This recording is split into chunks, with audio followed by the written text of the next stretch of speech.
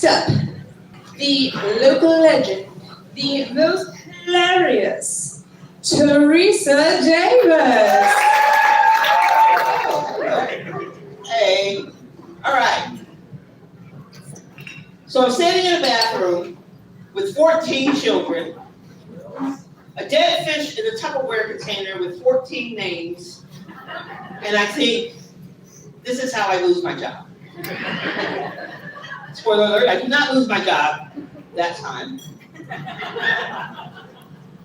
So I come into school early on a Monday morning after a cold freeze spell in Atlanta, which Atlanta tends to do when Atlanta wants to do it. And I find that our classroom goldfish is no longer in the land of the living. So I scoop them out of the tank, put them in a Tupperware container on my desk, and I clean the tank out, and I start preparing my class for the day. When I start hearing the kids come in, I realize there is a dead fish on my desk. So I run to the bathroom to try to, flush it politely before there's a scene. Unfortunately, I run into Erin. Erin is one of my third graders. She sees what I'm holding and clutches all of her invisible pearls. And then she scolds me about being mean because I was going to get rid of their very close friend without them having closure. So Erin decides, because she has also made herself the class president that year, she ran against herself and she won. She decides that we're going to have a class meeting to decide what we're going to do with our best friend, the fish, with 14 names, because 14 children couldn't decide on one name, and I had had enough. So Erin calls her meeting, and she has created committees. They decide they want to have a funeral. And I am of the, let's teach while we live. I'm like, all right, funeral. Why not? Then they talk about how they want to go outside and find a nice spot for the fish to be buried, so then they have to have a mini lesson on feral animals and how horrible it might be to die twice. They decide on a flush funeral. Awesome. Erin has a choir committee. She has a program committee.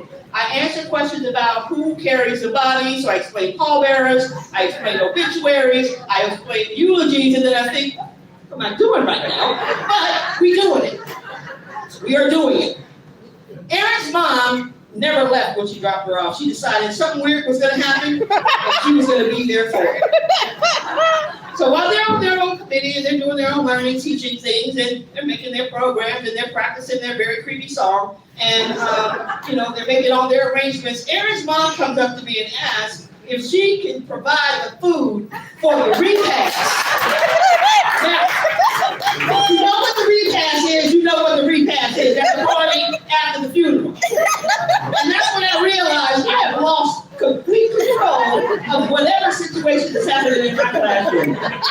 Parents keep coming, they dropping out food, they not leaving. They bring in changes of clothes, kids are changing clothes. I'm like, what? Other classes are joining my class, and apparently we are having a fish homegoing for sure.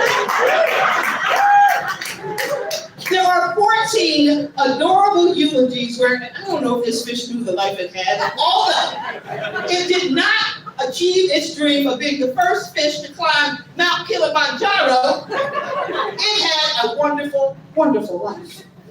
Then Erin asked if anybody else has any party words, and a kindergartner stands up and talks about how, in tears, how she and her best friend, the fish, really enjoy reading The Very, Very Hungry Caterpillar together a lot.